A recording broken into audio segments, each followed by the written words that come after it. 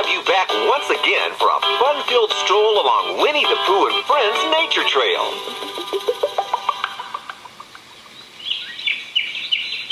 This time, we're going to be looking at and learning about things that are big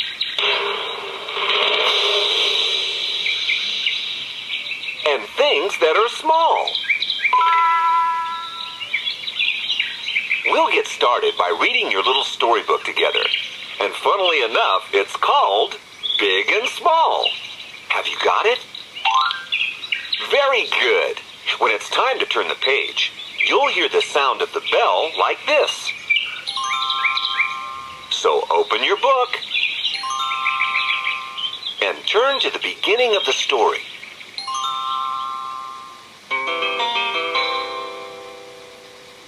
One day, Piglet and Pooh were watching tiny little ants scurrying along. "Imagine being as small as an ant," said Pooh. "Think how big a leaf would seem."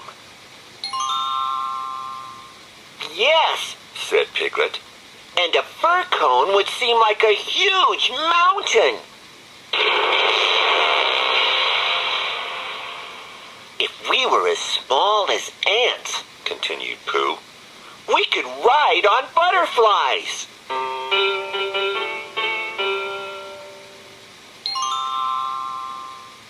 "Or I could go paddling in honey," added Pooh, licking his lips. "And if I were ant-sized, a haycorn would last me a whole week," cried Piglet. Piglet thought a little. "But I would be so tiny, squirrels would steal my acorns." "Oh no," said Pooh.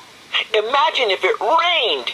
Each drop would make a giant puddle."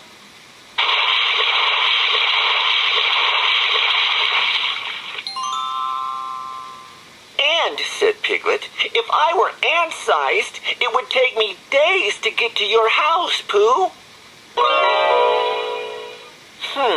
Thought Pooh.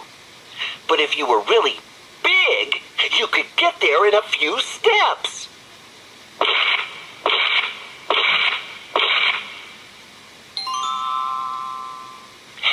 "And," cried Piglet excitedly, "if we were giants, we could see for miles and miles."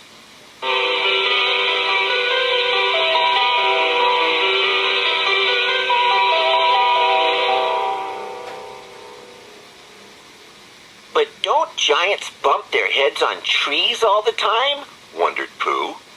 "Oh! Ouch! Yes," said Piglet. "And giants can't play Pooh sticks. They'd break the bridge." "And," added Pooh, "I'd never find enough honey to fill my giant tummy." Oh. "You're right," said Piglet, smiling at Pooh. "I think middle-sized is best after all."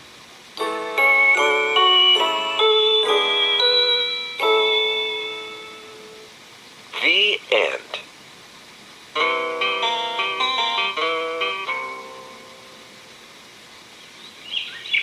Piglet and Pooh certainly did a lot of great imagining in that story. And you use your imagination too, every time you visit Pooh and his friends here on the Nature Trail. Now it's time for you to pick up that magazine of yours and open it up to Pooh's World. Take a look. All the friends are very busy making some very big art. Here's what the words say.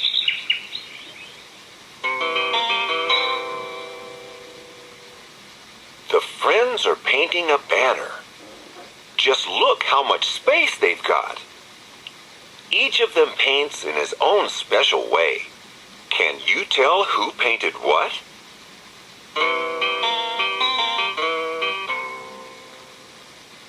We'll get to that question in a minute or two. But first, let's have a good look at that fantastic banner Pooh and his friends are working on. You get out that super-duper pointing finger of yours, and I'll read out the things you need to point to. Are you ready to find a messy tree picture? And one that's neat.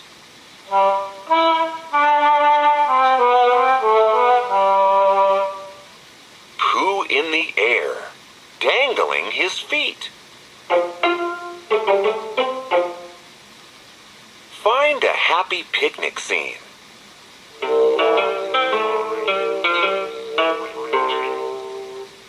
A title painted all in green. A picture of Piglet sipping tea.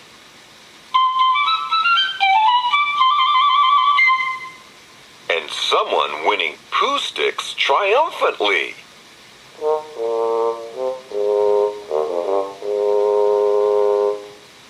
Now it's time to ask that question again. Who painted what? You tell me. Which of our friends is painting Pooh Bear dangling from a big red balloon?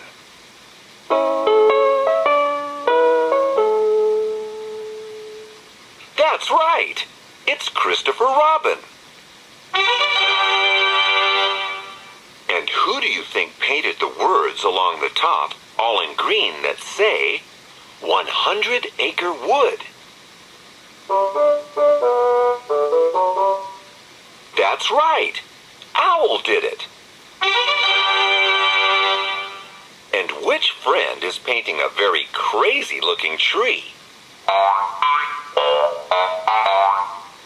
You got it! It's Tigger! It looks like good old Rabbit doesn't like Tigger's painting very much. He knows trees don't come in pink and blue. Can you see any insects painted on that banner? How many butterflies? How many bees? You see insects just about everywhere you go. Some you like, and some you may not. And here's a song all about them. I see a bug crawling on the floor. What's that in the air? I think I see some more. Out in the garden, bugs are on the plants, bees are on the flowers, and ants are in my pants. Insects, insects, swarming in the air. Insects, insects, they get everywhere. Insects, a billion strong. I guess I'll just have to get along with insects. You get mosquito bites, dogs get lots of fleas, flies are really pesky, and termites eat trees. Cockroaches are creepy, and locusts eat crops. Ants eat your picnic, and oh, those stinging wasps! Insects, insects, swarming in the air. Insects, insects, they get everywhere. Insects, a billion strong. I guess I'll just have to get along with insects. But flowers need the bees, and bees make lots of honey. Crickets make nice sounds, and grasshoppers are funny. Butterflies are pretty, and ladybirds are sweet. Plus animals and birds think bugs are great to eat. Insects, insects, swarming in the air. Insects, insects, they get everywhere. Insects, a billion strong. I guess I'll just have to get along with insects. Insects, gotta love them. Rabbit doesn't let insects bother him. He really likes to watch them and learn their buggy little ways. Let's see what he's up to now, shall we? Go on and pick up your magazine again. And turn the page to Rabbit's Tales.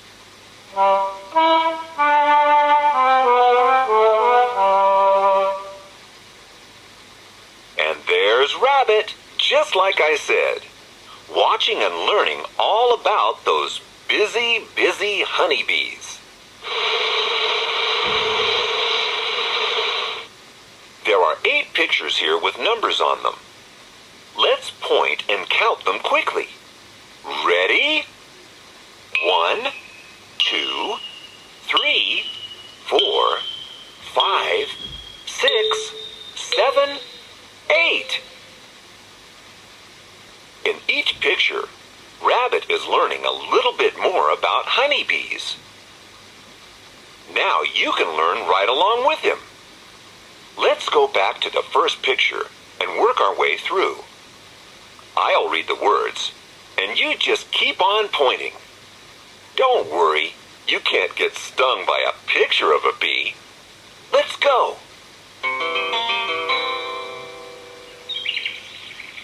1. Rabbit is looking for honeybees, so he follows one little bee. 2. It shows him where the honeybee nest is, inside a hollow tree. 3. One big queen bee is busy laying eggs deep inside the nest.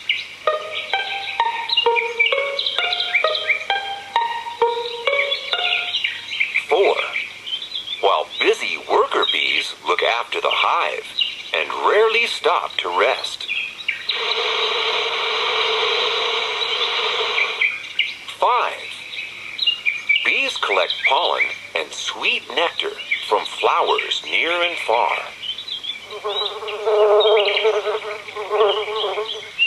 6. One bee does a waggly dance to tell others where the flowers are.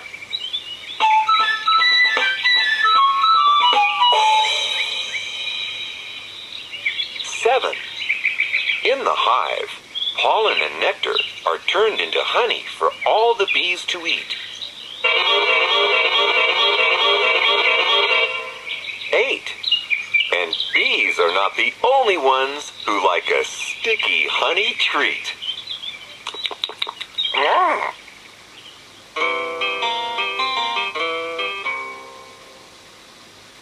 I didn't know that Rabbit liked honey too. Did you? Maybe that's because Winnie the Pooh usually eats it all up first. We'll see more of Pooh and all his friends as we carry on our journey down the nature trail. There will be songs and games and a new story too. So don't go away.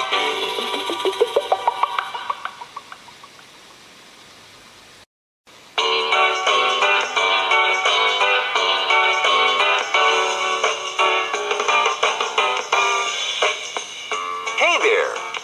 Have you ever tried to eat something that was much too big for you? Well, that happened to Roo once, and the story is right here in your magazine. Let's have a look. So pick up that magazine and turn the page again and again until you get to Kanga and Roo's read-along.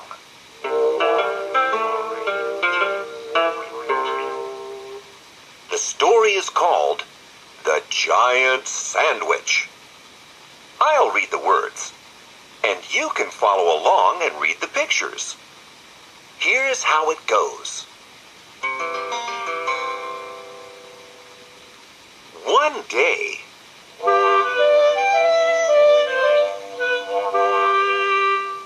Roo was very hungry, so he decided to make himself a giant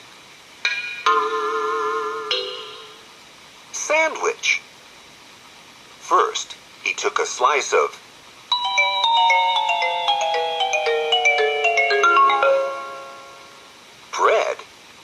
and spread it with butter. Then he put lots of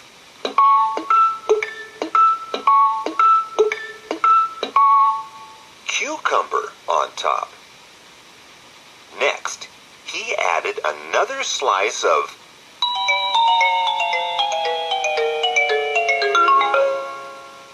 bread, followed by a layer of tomato, and yet another slice of bread. On top of that,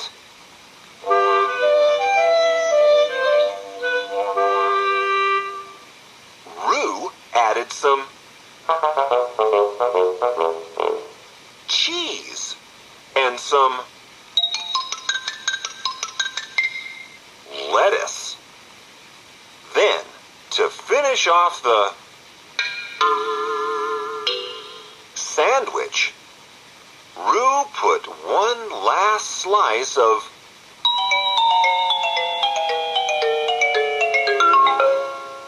bread on top. "This will fill me up," said Roo, looking at his giant sandwich, and he opened his mouth to take a bite. "Oh no!" cried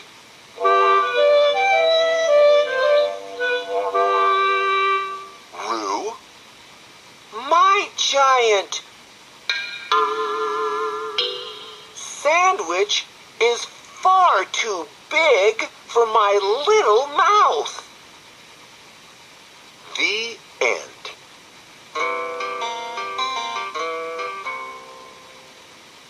Well, so far we've been hearing about great big things like that sandwich and little bitty things like ants and bees. Now it's time for a song that has both. And you can sing too. All you have to do is repeat after me, and then just try your best to join in during the faster bits. Give it a go. I'm sure you'll get the hang of it. Stuck in a hole, there was a tree, the grandest tree that you ever did see. Well, the tree in the hole, and the hole in the ground, and the green grass grew all around and around, and the green grass grew all around. And on this tree, there was a branch, the longest branch that you ever did see. Well, the branch on the tree, and the tree in the hole, and the hole in the ground, and the green grass grew all around and around, and the green grass grew all around. And on this branch, there was a bird, the prettiest bird that you ever did see. Well, the bird on the branch, and the branch on the tree, and the tree in the hole, and the hole in the ground, and the green grass grew all around and around, and the green grass grew all around. And on this bird, there was a flea, the tiniest flea that you ever did see. Wow, the flea on the bird, and the bird on the branch, and the branch on the tree, and the tree in the hole, and the hole in the ground, and the green grass grew all around and around, and the green grass grew all around. Yeah. Phew! From a great big tree to a teeny tiny flea. That song has it all. Now it's time to go back to your magazine and turn back one page to Christopher Robin's Nature Walk. And what kind of animal do you see this time? It's a rhino! You can tell it's a rhino because it has that horn on the end of its nose. And what do you think? Is a rhino a big animal or a small animal? That's right. It's really, really big. And hey, that tune means that it's time to play Winnie the Pooh's Nature Quiz. So, get ready to answer. Question number 1. What is the rhino's real full name? Or in other words, what is the name rhino short for? Is it short for rhinophant? Or maybe rhinocycle? Or could it be short for rhinoceros? Which do you think? Well, the answer is the rhino's real full name is the rhinoceros. Now, get ready for question number 2. Look at that very small picture down in the corner and tell me, why is that rhino rolling around in the mud? Is it protecting itself from the hot sun? Is it trying to fill the wrinkles in its skin? Or do you think maybe that rhino is looking for something to eat? It's a tricky one, but take a guess. Well, the answer is that mud is like sun cream to the rhino and protects its skin from harmful sunburn. Now, you need to turn the page of your magazine. Again, and again, until you get to Owl Finds Out. This time, Owl is learning all about giant animals. And here, we have 4 little pictures of some very big creatures. So take a look and get ready to answer question number 3. Which of these animals do you think is the heaviest of the 4? Is it the tortoise in picture 1? Is it the giant Goliath beetle in picture 2? Is it that giant cousin of the guinea pig, the capybara in picture 3? Or do you think it's the giant toad in picture number 4? Which do you think is the heaviest? Have you got it? It has to be the tortoise in picture number 1. And that's the end of Pooh's Nature Quiz. We certainly have had some big fun on this trip down the nature trail. And now, we can sing that song about creepy, crawly little creatures one more time. It's called Insects, and the words are in the back of your magazine. Come on! I see a bug crawling on the floor. What's that in the air? I think I see some more. Out in the garden, bugs are on the plants, bees are on the flowers, and ants are in my pants. Insects, insects, swarming in the air. Insects, insects, they get everywhere.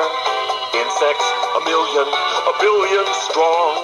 I guess I'll just have to get along with insects. You get mosquitoes. Frogs get lots of fleas. Flies are really pesky, and termites eat trees. Cockroaches are creepy, and locusts eat crops. Ants eat your picnic, and oh, those stinging wasps! Insects, insects, swarming in the air. Insects, insects, they get everywhere. Insects, a billion strong. I guess I'll just have to get along with insects.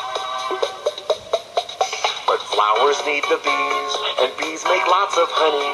Crickets make nice sounds, and grasshoppers are funny. Butterflies are pretty, and ladybirds are sweet.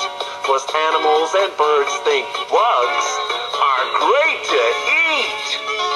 Insects, insects, swarming in the air. Insects, insects, they get everywhere.